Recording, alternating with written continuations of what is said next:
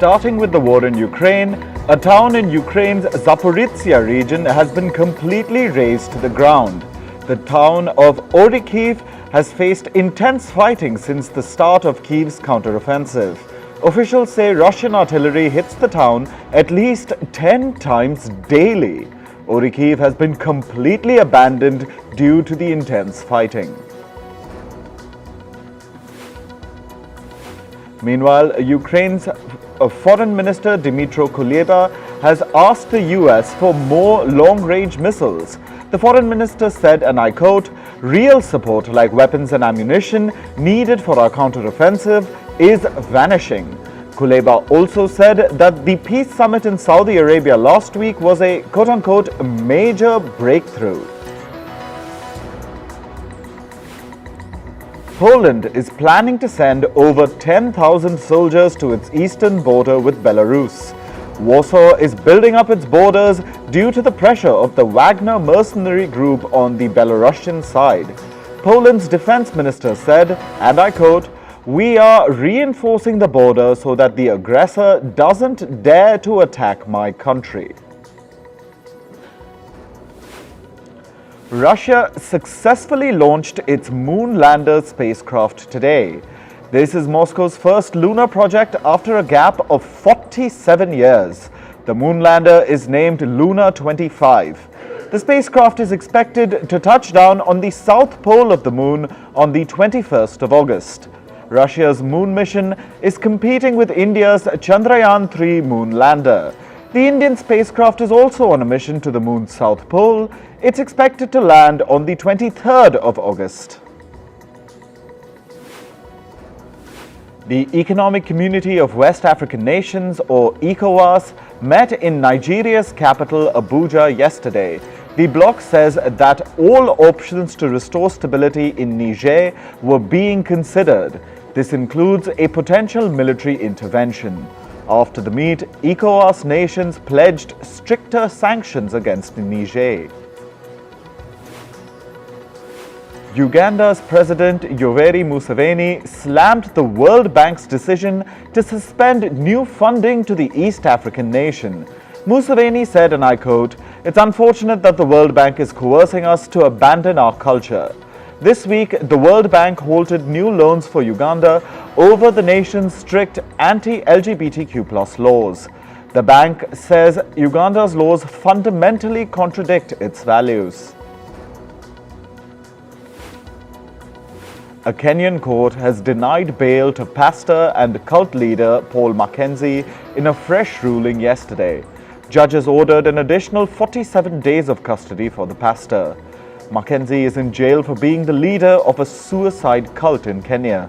At least 400 people who were part of the cult have been found dead.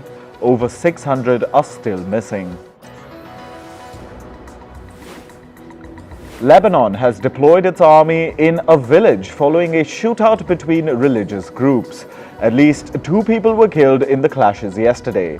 During a search operation, the army seized a truck carrying weapons and ammunition. Lebanon has blamed the Iran-backed Hezbollah for stirring communal tensions. U.S. Secretary of State Antony Blinken said Iran released 5 Americans from prison and put them under house arrest. The detained Americans were released last night. Blinken said that the Biden administration was working with Iran to bring the Americans home. He also called Tehran's move a positive step. Ecuador's government says the suspects involved in presidential candidate Fernando Villavicencio's assassination are foreigners. Police officials said 1 suspect was killed during a shootout yesterday. Now, at least 6 others have been arrested. Ecuador's police say the suspects are Colombian nationals. Meanwhile, protests continued across Ecuador. Demonstrators demanded that the government provide more security against gang violence. They questioned the ability of the administration to safely conduct the upcoming presidential election. Ecuador's election commission has assured citizens that the elections will be held according to schedule despite the assassination of candidate Fernando Villavicencio. The Ecuador elections are scheduled for the 20th of August. Protests erupted in Argentina's capital Buenos Aires yesterday. Demonstrators clashed with police over the brutal murder of an 11-year-old girl. Earlier this week, the child was killed on her way to school. CCTV footage showed two people robbing an ATM and fatally shooting the girl as they drove by. Protesters shouted, "We want justice, we want safety." In climate news, the death toll from the wildfires in Hawaii's Maui has climbed to 53. The flames have razed buildings and structures to the ground in the American island state. Footage shows the devastating aftermath of the fires, which has left the resort town of Luhenu in ruins. Earlier this week, at least 3 major fires broke out in Maui. U.S. government forecasters expect a more dangerous storm season in the Atlantic this year. They have raised their Atlantic hurricane outlook due to high sea surface temperatures. The forecasters now expect 14 to 21 storms, with 6 to 11 potentially becoming hurricanes.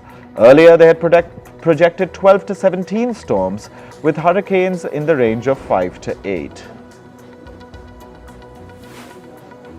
The effects of climate change are causing food production issues in America's Midwest. Despite receiving significant rainfall in the past week, most parts of the Midwest are still abnormally dry. Over 80% of the crops are facing moderate to extremely dry conditions. This is in the states of Wisconsin, Iowa, and Minnesota. Heavy rain has flooded streets and disrupted traffic in the Canadian capital of Ottawa. This came as severe storms moved across the city. The Environment Department of Canada has issued a severe thunderstorm warning. This is to alarm residents about the possibility of flash floods. Typhoon Kanoon has left 1 person dead in South Korea. Rescuers were seen evacuating a trapped resident and pulling out submerged cars.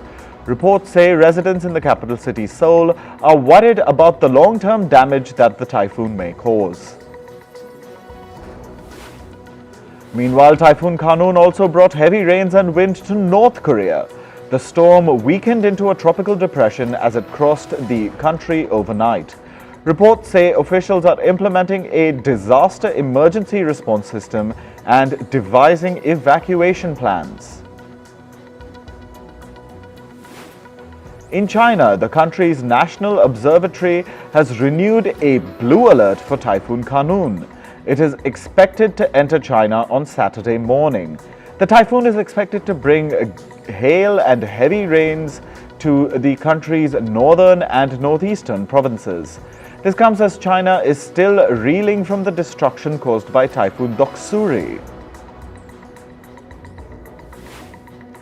Meanwhile, China's Chongqing municipality continued to issue an orange alert for high temperatures. For the 5th day in a row, this is. The highest temperature in most parts of the city will be above 37 degrees Celsius till Friday night. Some areas may experience temperatures as high as 40 degrees Celsius. Moving to business and tech news, Singapore has slightly cut its annual economic outlook for this year. This is after it narrowly averted a recession in the second quarter. According to government data, Singapore's GDP grew by 0.1% from April to June. In the first quarter, the country reported a 0.4% decline in its GDP. A country enters a technical recession if it records 2 consecutive quarters of contraction. Australia's Supreme Court has blocked the local arm of PricewaterhouseCoopers from removing one of its partners. In July, the firm named 8 partners who had either left or were supposed to leave the company. This was following an internal investigation into a tax document leak scandal in Australia. However, one of the partners then sued PwC Australia, accusing it of not providing sufficient reasons for his removal. The Australian Supreme Court has now ruled in favour of the partner. According to a new report, Japan is planning to introduce tax breaks for domestically made electric vehicle batteries and semiconductors. The new tax breaks could come as soon as April 2024. The move is aimed at encouraging companies to bring production back to Japan from China. This follows similar industrial policies in the United States and the European Union. Germany's semiconductor shortages will take years to resolve. This is according to a senior manager at automaker Audi. He says that the chip shortage will persist despite plans by chip makers to build factories in Germany. This year, companies such as Intel and Taiwan's TSMC have announced plans to set up German plants. Amazon is reportedly shelving several of its private clothing brands. This comes as the e-commerce giant tries to cut costs and address antitrust scrutiny. It has decided to eliminate 27 of its 30 in-house label clothing brands. This leaves the company with just Amazon Essentials, Amazon Collection, and Amazon Aware. Regulators in the US state of California have approved the expansion of Robo Taxis.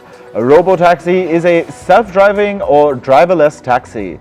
This move comes despite vigorous opposition from some residents and city agencies over safety concerns. It'll allow Alphabet's Waymo and General Motors' Cruise to operate round-the-clock services. They will compete against ride-hailing and taxi services dependent on human drivers. Ride-sharing platform Lyft will start displaying advertisements on its app. The move will help the company create a more stable source of revenue. It will also boost CEO David Risher's plan to turn Lyft around by maintaining competitive prices. Space tourism company Virgin Galactic flew 3 tourists to the edge of space yesterday. They were the company's first set of commercial tourists. The passengers included an 80-year-old John Goodwin. Goodwin became the second person with Parkinson's to go into space. The other 2 Virgin Galactic passengers were Keisha Shahaf and Anastasia Myers. They are the first mother-daughter duo to go to space. The US Treasury Department is set to propose a rule that will crack down on the country's real estate sector. It would effectively end anonymous luxury home purchases. The rule will require real estate professionals to report the identities of buyers who pay for properties in cash. The American agency's move is expected to close a loophole that allows tax evaders, terrorists, and other criminals to hide their illicit income. According to reports, a US cybersecurity advisory panel will investigate the risks of cloud computing. They will also probe Microsoft's role in a recent breach of government email systems by suspected Chinese hackers. The panel will focus on risks to cloud computing infrastructure, including identity and authentication management. Moving to sports, in cricket, Captain Rohit Sharma expressed concerns about India's batting order ahead of the World Cup. India are still looking for a batter for the crucial 4th position in the one-day international team.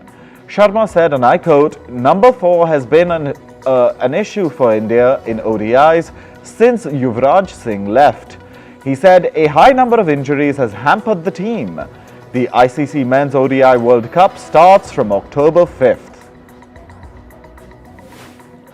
In football, Spain beat the Netherlands 2-1 in the FIFA Women's World Cup quarter-final. The match went into extra time after the two sides were 1-1 after 90 minutes.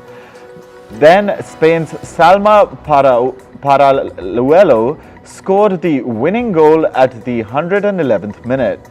This is the first time Spain has reached the semi-finals of the FIFA Women's World Cup. England forward Lauren James has been given a 2-match ban by FIFA. This was after she got a red card for stepping on the back of a Nigerian player during England's last match. This means James will miss the quarter-final against Colombia and the semis if England qualify. 21-year-old James is England's top scorer in the World Cup. German giants Bayern Munich have agreed to a deal with Tottenham Hotspur for Harry Kane. The deal is worth over $127 million. Harry Kane is Tottenham's all-time top scorer with 280 goals. The England captain will now travel to Munich for a medical. Brazilian defender Roger Ibanez has left Italian side AS Roma to join the Saudi Pro League. He will join the club Al Ahly on a 4-year deal. The financial details of the deal haven't been disclosed. 24-year-old Ibanez had scored 3 goals in 48 games for Roma last season.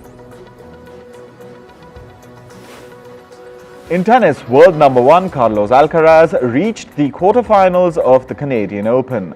Alcaraz defeated Hubert Hurkacz of Poland in the men's singles category. He lost the first set to Hurkacz but rallied back 7-6, 7-6 in the next 2 rounds. Meanwhile, world number 2 Daniel Medvedev also reached the Canadian Open quarterfinals. He defeated Italy's Lorenzo Musetti 6-4, 6-4 in the men's singles category. Medvedev will next face Australian tennis player Alex de Minaur. World number 1 Iga Świątek qualified for the Canadian Open quarterfinal. Świątek defeated Karolina Muchova of the Czech Republic in the women's singles category. She won 2 out of 3 sets. Świątek will now face Danielle Collins in the next round on Saturday. World number 3 Elena Vesnina of Kazakhstan also reached the Canada Open quarterfinals.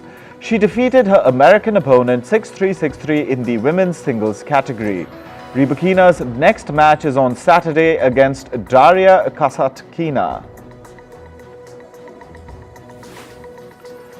Australian tennis player Nick Kyrgios has withdrawn from the upcoming US Open. Kyrgios said this was because of a wrist injury. The 28-year-old sustained multiple injuries last year and hasn't recovered yet. Kyrgios had also pulled out of the previous 4 Grand Slams. In the world of entertainment, negotiations between striking actors and writers and major studios begin today. Disney, Warner Brothers and Netflix are some of the major studios that will join the negotiations.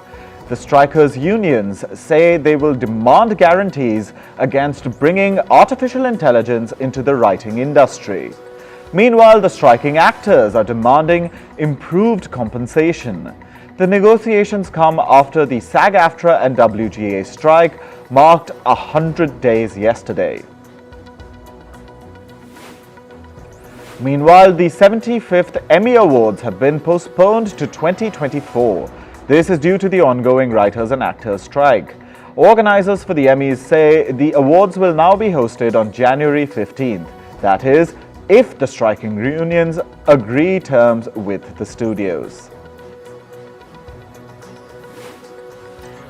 Rapper Travis Scott's concert in the Italian capital Rome did not go as planned. The concert was held near Rome's iconic Colosseum.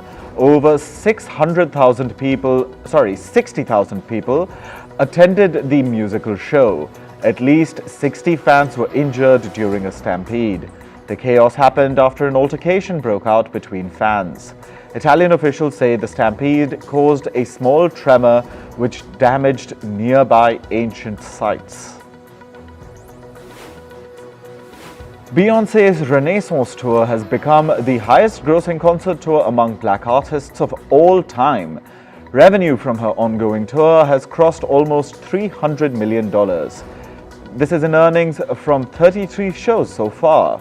Beyonce has also sold over 11.5 million tickets, the highest for any black artist for a given tour. Queen Bey is currently performing in Europe. Canada and the US are the next stops on Beyonce's tour. Korean boy band BTS member V released a new music video titled Love Me Again. The video hit 1 million views in just 7 minutes. Love Me Again has now become the fastest music video by a male to hit 1 million views this year. The song is a prequel to V's upcoming debut album, Layover, which will release in September.